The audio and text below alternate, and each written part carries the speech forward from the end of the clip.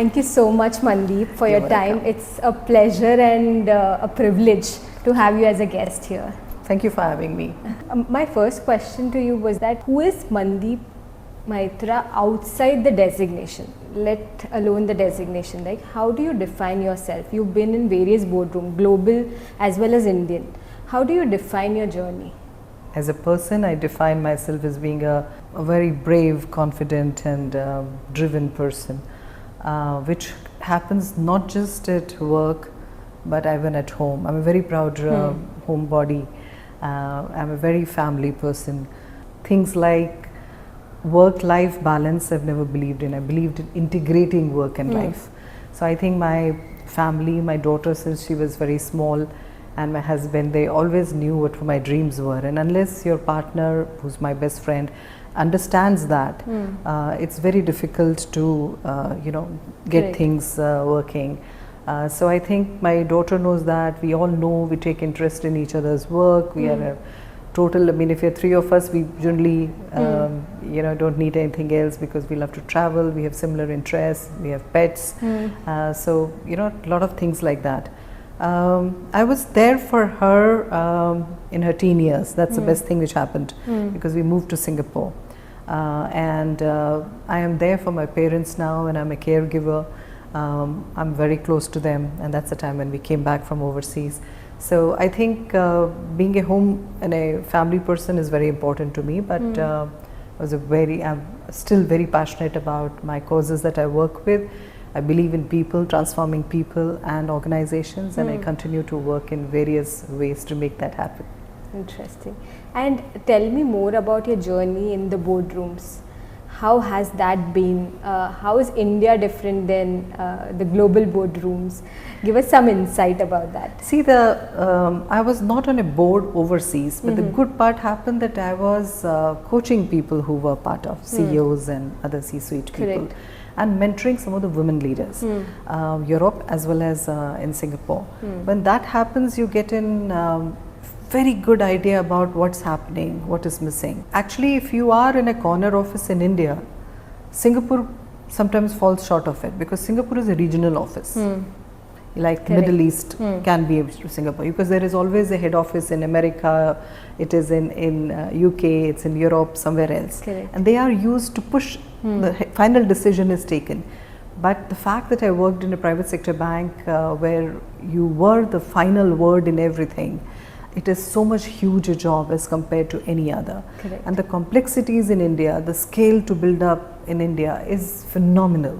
And I think no job comes close to that. So first of all, I think we don't give ourselves credit to the amount of extent we do. And I think today I actually tell a lot of friends overseas that if you have to make money, you should be in India, because the salaries here are amazing. The kind of work here is amazing. The kind of chaos, the kind of ambiguity, the things that you can manage here, what you learn in India, you can't learn anywhere else. And then you're set up for the global thing. You can take it all on. And I think I'm part of some of the think tanks, even as part of the coaching network, as well as HR professionals.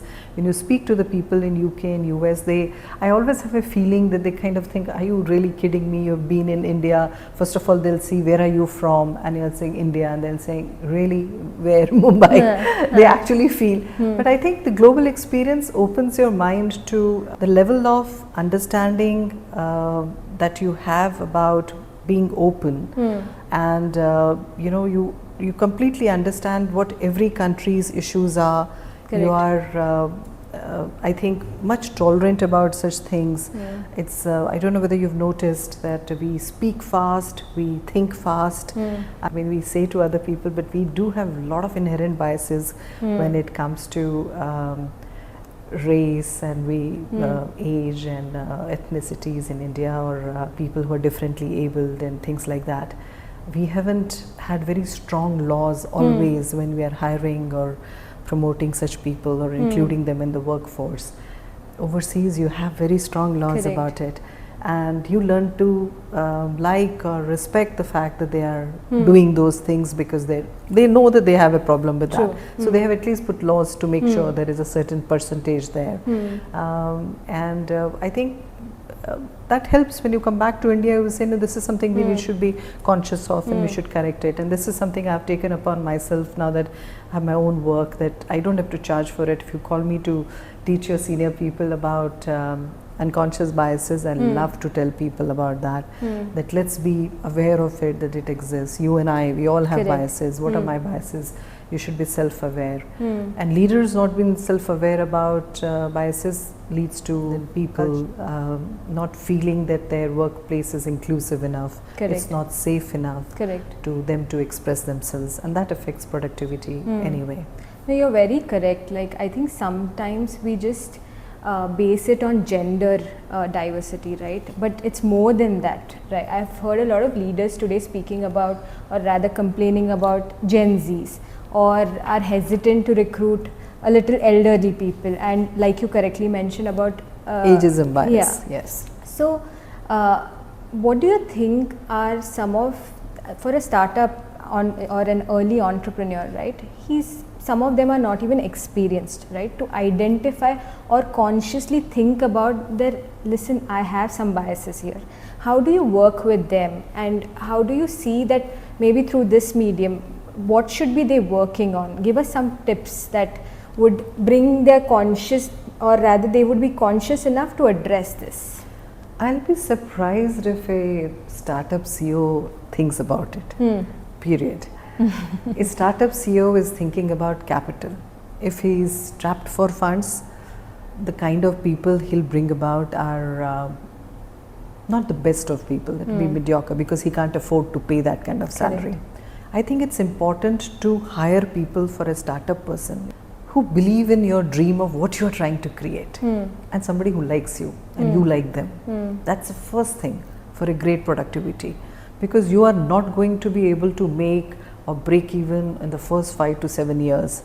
So that time when you are raising funds, bringing, investments and stuff like that, you need a bunch of people who believe in it, that we can create. I've been on boards of some of the startups, and it is wonderful to see that you don't have to have Ivy League people or grade B school people. They come, they are graduates, but they're stuck with their CEOs, and they made the company happen. And today, some of those companies became unicorns, and they made their money as well as they worked in that.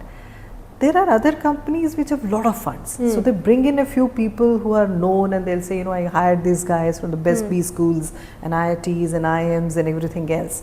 But then they do a disservice of not utilizing their skills properly, because usually a guy who's a promoter or an investor, he wants to hold on to the decision making himself, and so he ends up giving them some power, that you can write this algorithm for me, you can do this technology for me, you can be part of, branding and people really is not on their mind. They are just thinking about the money that they're making in the beginning to break even, get the product out there.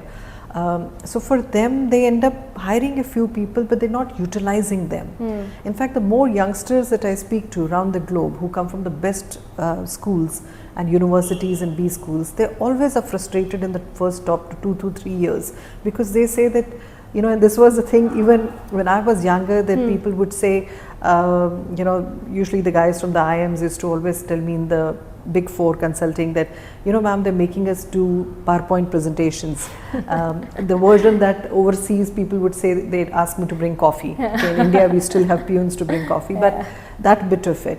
So none of them are utilized for their skills. They're brilliant kids.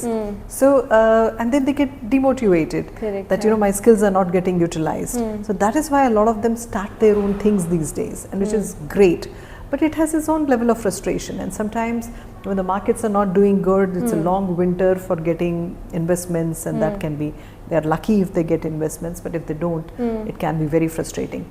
So I think it's great if people who are starting up, they have great mentors, and these days there are organizations and other things, they know who to ask, who should, not just about the funds, but about managing people or other things, and to get started. So my answer to them is that, to get the right people who believe in their dream and who they like and who they like to work with, that's important. But if you just go and get people from the market, they're just going to see ki salary mil raha hai ki nahi, because I know startups which have not paid their people for months, but they believe in the guy who started the fund, the company. I think building culture is important, right? So a early stage entrepreneur also, I understand your point where you're coming from, that these guys are running behind something that is priority for them, while there is longevity that is expected from the team, right? So if someone is aware or is conscious about this need, how do that person ensure that he is being trained as well, his team is trained? Because I have not seen a lot of startups having L&D, learning and development, as a department itself, right? They are just hiring people and maybe even giving them some carrot with perks and retaining those guys. Or even these days ESOPs have come in. How do you ensure that these startups, have you been associated with incubators who are helping these startups develop that culture? Okay, you know, culture is a thing really way ahead. When you do a startup, the person says that these are the 4 people, this is the product kind of a thing or a service I have in mind, and I'm going to start something. Most of the things that you see, Blinkit today, Zomato today, Swiggy, or whatever you look at it, or even if you look at some of the IT products, when you see it in the beginning, there is a one guy who's doing your admin, your finance, your payroll. You don't have HR and L&D. Those are things, I mean, really, even in big organization, learning and development is a luxury to have. There is one guy who's ensuring that payroll is there, who's paying the vendor and doing everything else. So let's be very real that startups don't have that luxury. Correct. They do not have the money to do that thing, and if they have the money, L&D is not a thing they are going to ever have. It's learning on the job. So a culture, to define it basically, is the guy, how is he running the organization? It is, this is the way we do things around here, is a culture. Correct. That's how we look at a community. This is how a bunch of people behave when they pray, when they do things, etc. That's how cultures are created. Correct. So this bunch of people will totally shadow a leader who has set it up. How does he communicate? What is his vision? What does he intend to do? That becomes the thing. And if he is a guy who is transparent, communicates effectively, doesn't hold information, believes in being very direct and straightforward.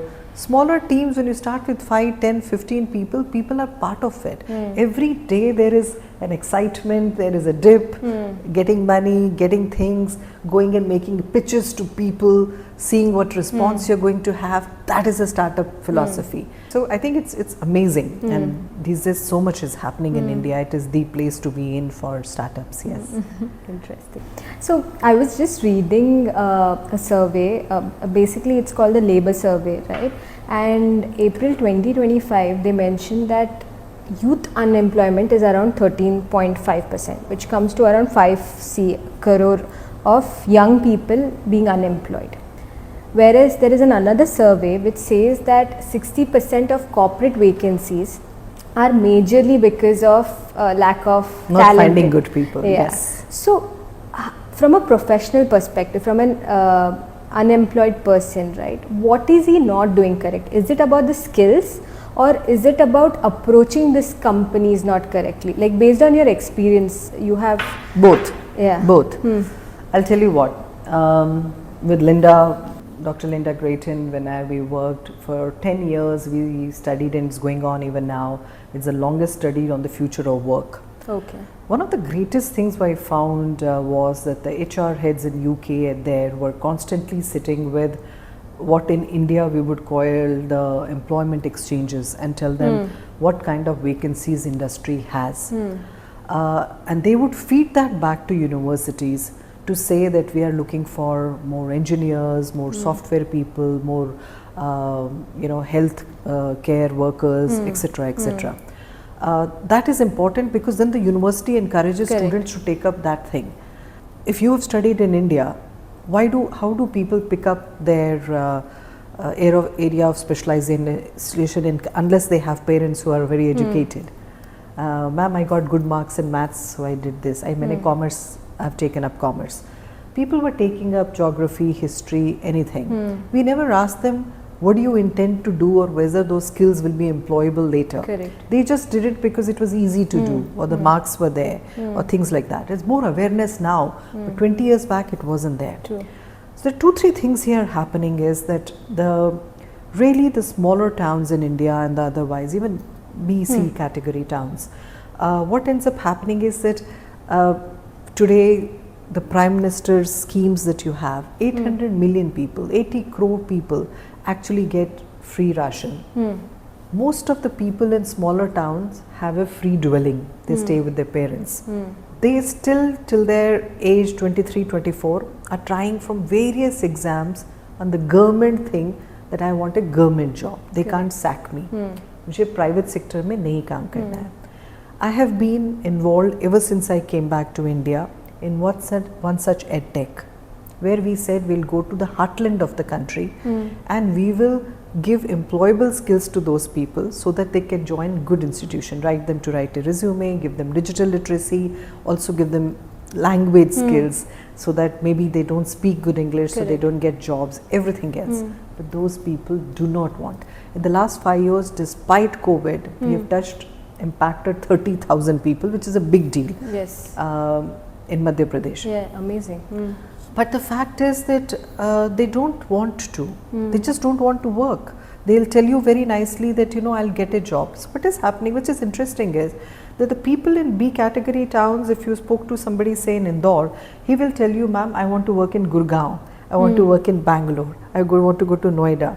And if you want to speak to smaller towns in MP, I mean, I once went to a women's hostel in a place called Sagar, where 900 girls were there. They said, can you change the society for us? Can you tell our parents that we want to work and not get married? Yeah. So actually, I am very enthused with the fact that there is so much awareness getting created that there is more to life than get married, but parents haven't changed. Parents still feel settling down is, you know, getting married, having a kid, but at least people with education are having. So these people want to come to an Indore because they are from smaller towns. Then they come to a BC category town where there's a university, and those kids want to go to other bigger towns. That's why migration of workers happens. That's why when COVID happened, we saw how many people were in Mumbai who were going back to their you know, in UP, Bihar, wherever they came from, or rest of Maharashtra, or wherever they were coming from. That is what ends up happening. So we do have a lot of people. What kind of jobs they match? Do we match their expectations? Because if they're getting a free boarding or free something, and you'll be surprised, the kind of jobs they want is a Swiggy. So there's a gig workers. Correct. What do they want to do is, one of the guys says that, you know, if I need a job, I can pick up anything, including the fact that I can go and dance in a barat and I'll get paid 250 bucks, or I can be a waiter for something else. This is a different kind of a gig. Don't talk about knowledge workers. I'm talking about how BCD category towns. So they make the money for a month or two. Then they have that enough money. They'll spill it off for 2-3 months. When they don't have money, they go back into some job. So do they really want that? And there are times that I have addressed some of these people in some of their B schools, not the really different kind of B schools, and ask them questions and saying, how could you have done an MBA when you can't even know a basic thing? Correct. But we are churning out business school MBAs of different things, so the standard of education is different. You have great schools in India who are teaching a breadth of subjects, but they're not going into the depth of those subjects. If you have seen schools overseas, the expat kids who go to you know, Asian countries, Middle East, overseas, one of the things they'll tell you is that we can't compete with Indian kids. Why? Because in India, from the time that you are born, you are used to competing. There are few good schools and everybody wants their kids to go them. So the stress and the pressure starts very early in life, and those kids are getting you know, trained by their parents, or their preparatory schools for a kindergarten as well, and kids are put into those schools. That pressure haunts you because you want them to go to good universities finally, and the number of people, hundreds and thousands, who write the exams for GE to get into IIT or CAT and things like that, NEET for medical and other things. So when kids make through that, we need to be very happy for those kids because they're coming in. But where it is sometimes gets lacking, which is not just here but globally as well, is the depth of knowledge. I'll give you an example. I found with my daughter that she was small, 11, 12 when we left India. Geography. You know what are the capitals of all the states, of all the countries, which are the physical crops, which are the physical features, what are the crops that are imported, exported from every state, country, you remember that. Then she goes to Singapore to study, and you are expected to understand if you have China's one-child policy, what implications does it have? If a certain country, the questions were that why didn't India start making wheat or road? Is it connected to the colonial history?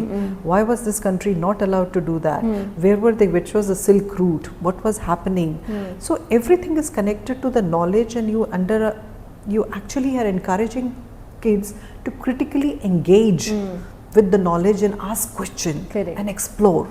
So I think when she came home and saying, Mom, what do you know about the one-child policy? And I was like, all right, we were talking about, but the good part was one day the quiz on capitals happened and she won hands down. And she came and said, now that Indian knowledge is coming handy.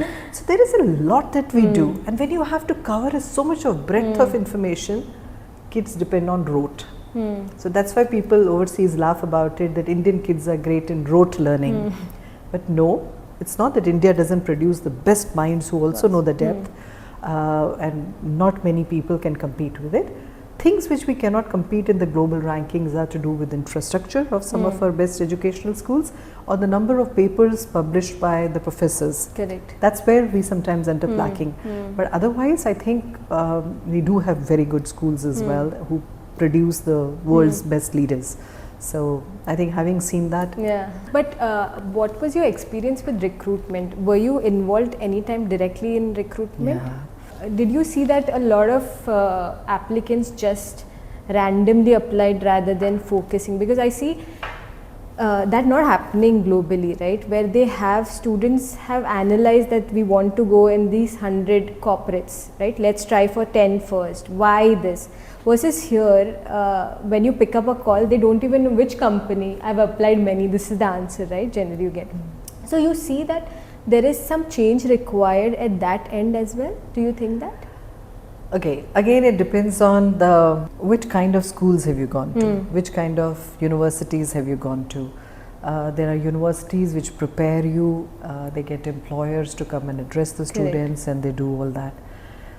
The good part is that you are not only training them on technical thing, whatever they're specializing in, finance, marketing or something, or if the area of the subjects they're doing, also what to expect when you join a corporate.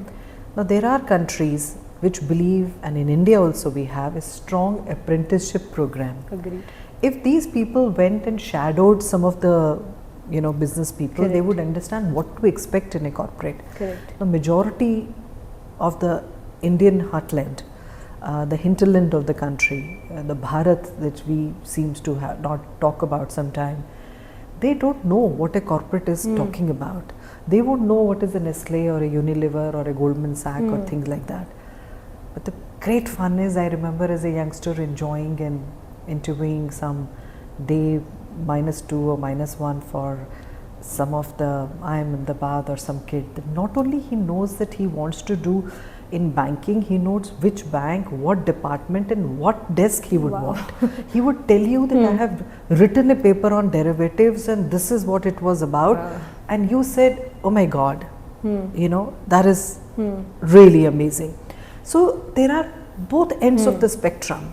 Then there are kids who write and saying, Madam, till I know somebody, I will not get a job. And that myth is that, there was a time perhaps there was a thing. Now think about it, if the organization does have an AI tool, it will first of all eliminate people on the basis of that they are not qualified because of A, B, C. Then the bunch of people which will be sent. Most of the time the youngsters today are frustrated with the fact that I seem to have good things on paper, I'm a graduate at a good percentage, etc., because those things matter. A lot of selection criteria for good organizations are based on things like that. I find that they get ghosted by companies because the HR has not got back to them, or maybe only the select few who made it went there. So there are things like that. So overseas specifically, when Indian students go, they'll tell you that we don't even get a call. I remember a friend of mine whose daughter had 4.0 GPA in US and was from Wharton. And she said, she's auntie, I had 70 disappointments. I applied to all organizations, but they didn't have a seat for me. So I think it totally depends on what you're expecting. Correct. And what comes out of it. Good students happen to know the industry sector they want to go to, they know what they want. Other kids, so there are career counselors these days who help you. Kids should know who to ask. Most kids just ask friends and saying, where should I go? If you're going there, can I also go there? But I think today there are a lot of people, officers who are good mentors, teachers who try to keep themselves up to date. It totally depends on what kind of a place you're going, or approaching someone who knows little bit. When you help such students, it's very fulfilling. True. Actually. I agree. When we came back and we started working in MP, I remember meeting these people and saying, I'm so thankful that I had good education and great grades and good breaks in life. And for me, very early in my life, I had very many accolades and I rose very fast. So I sometimes look back now and I think that I really have my parents to thank. I have a lot of people in my life to thank for having reached wherever. But it seemed like there was a country we had left behind. There were a lot of people who didn't know the basics. It is very difficult to work there. It makes you very sad, but they are getting paid. The government is taking care of education for girl child in MP for last many years. So girls are more educated. They are very confident these days. They want, in fact, a lot of girls do e-commerce from home, things like that. So I feel that you need to take a call and say, every time that a question comes, I ask, which sector are we talking about? Are you talking about people in metros? Are you talking about BCD category towns? Or what kind of a thing you're saying about? Because India is huge. And the kind of people we are talking about, if there's people within our community here, where we live, it's very different. Everybody is so smart. They come from good, education and this thing. And some of them that you interview, they will find out that they have had the challenges, but they've come out of it and are doing very well. So that is true. Let's now come to the professionals, right? We've spoken about young professionals as well as early stage entrepreneurs. Let's come to professionals who are now in their either CXO levels or just a level below them, and now have been, because mostly what I hear from them is, since the whole pyramid structure where the vacancies at the top is very less, right? They find it difficult to find another job and they're stuck in that job. So what is your advice for those guys, right? What should they do differently which will help them either to get out of that organization or at least scale up in that organization? Actually, from the beginning, you need to have a learning attitude which says that I'm going to keep investing in myself. Correct. That is something that I have done all my life and I continue to do. Investing in your skills, upgrading them, because things are changing in the environment very fast. Careers are not linear anymore. Correct. I joined as an assistant manager, then was a senior manager, AVP, VP, EVP, president, etc., etc. Believe me, considering that I have coached for so many years, titles have changed, but their own growth hasn't happened the way it should be. So if you speak to people which within the same teams they've done, not a lot of people, they feel that when your growth is linear, your titles have to change and your salaries have to change. There are very few people who will say that, listen, because I'm going to learn, I don't mind taking up this job even if it means a little dip in my salary. Correct. It does. When I moved from Anderson, which Arthur Anderson got because of Enron didn't exist, but Anderson Consulting became Accenture. So I'm of that era of people. When you moved out back to banking, they were paying much more. I had been in a bank and then I had moved into consulting, so it was a much better salary. But when you came back to a bank, I was coming to an Indian private sector bank, there was a dip in the salary. But as a result, because of the knowledge and the whole thing, the exposure that I had, I was HR head at 33. Correct. And a country head even before I hit 40. So what ends up happening is you need to understand that how are you taking it. So instead of a career which is linear, you have to increasingly tell people that it is like a lattice. People move across, then keep going up. And it's like a squiggly career. You take time off these days. Women take it for kids or caregiving, etc. Men also do it for sometimes for caregiving, but they might take a sabbatical to study more, and people come back. And today industry is tolerant of that. Correct. There was a time when they were not, when you're taking breaks. But today industry says, you know what, he's invested in his career, and that is all right. When you keep doing that, it is very nice. And there are some courses you pay for, and there are a lot of courses online which people don't have to pay for from the best of universities. But the idea is I'm upgrading their skills. You also need to network with those kind of people who understand things. And this is something that women, because most of the guys I remember, I call them the boys clubs, the old boys club. They'll hang on a Friday evening over whatever drink that they're having and talk about what's happening, the politics, which industry, who's going. That's the time one was rushing to the baby at home, right? And one didn't have time for that. I would sometimes ask them that why can't you have these at 4 or 5 o'clock on one of the weekdays. It didn't, and even if it did happen and you turned up for one such thing, usually because there were fewer women in those days, they would say, oh, you bring so much color to the team. And you said, didn't I bring intellect? Did you have to say what color? So there was a time that the best high performers, the companies invested in them.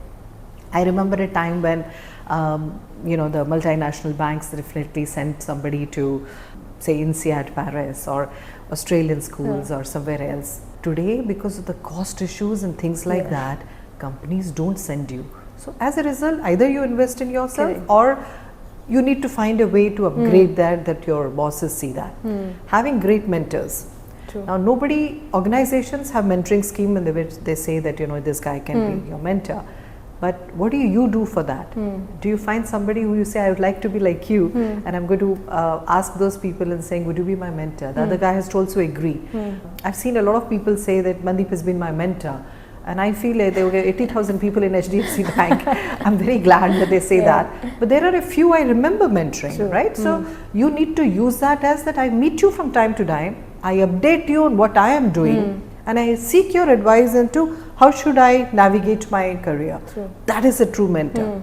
And for women, I definitely see not to just have women mentors, but also have male mentors. Because sometimes you need an organization sponsors who can tell you that how should you navigate some of the difficult things. Sometimes in organization things become political, and a lot of women say, I don't know politics. I understand, but you at least need to know how to defend yourself. Correct. Right? When somebody is attacking you, that is something that you need to know how to take care of. So I feel a lot of youngsters, it's not just about women's issues, because I do a lot of work on that area. I feel most men get misguided. Who are they asking for help? Today there are coaches, today there are other people. But it takes strength to walk up to somebody and saying, I need somebody to give me advice. And there are a lot of people who are doing that. When COVID happened, everybody was going for coaches, life coaches who are teaching, or yoga coaches, health and well-being, mental health coaches. Why aren't they going for their own career, and how serious are they? I used to think, because I have always done a C-suite level coaching. When I came back to India, a couple of young men came to me and saying, but why not us? One, in India, the very senior people say, I know it all. It's I, me, myself. So you don't have to give it to me. So the women leaders were at least more humble and say, listen, I could do with a little bit more. So the self-awareness totally could be lacking. But these younger people, they want to know what are they doing right, what are they doing wrong. And I've enjoyed some of them. I really don't take too young people. But I think it is good fun to be able to learn with them and talk to them. So I think invest in yourself, be very clear, go and look out for mentors, talk to them. Do talk to people in the industry who are in your area of thing to know what is happening in the industry. Are you missing it on something? If you suddenly one day decide because you didn't make a promotion and I'm looking for a job, you will not just suddenly get it. And there are always jobs. You do not go because you are comfortable in that organization and you say, I'm getting this much salary which I may not get anywhere else. the choices are always yours. You can say that, listen, they are giving me more responsibility. Maybe I need to go there. I always tell people, when people say that I work, 25 years in HDFC Bank, and I said, well, good for you. It was my third organization.